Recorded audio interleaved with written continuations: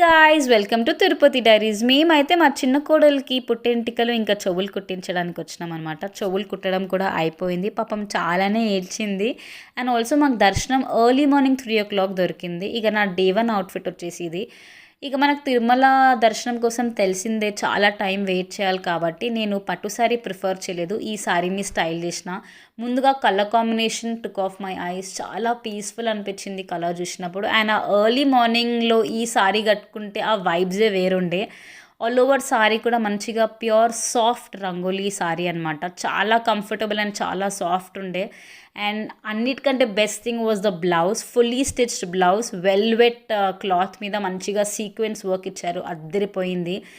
All over sari కూడా చాలా comfortable ఉండే. దర్శనంకి అయితే చాలా మంచిగా నాకు యూజ్ అయిందని చెప్పొచ్చు.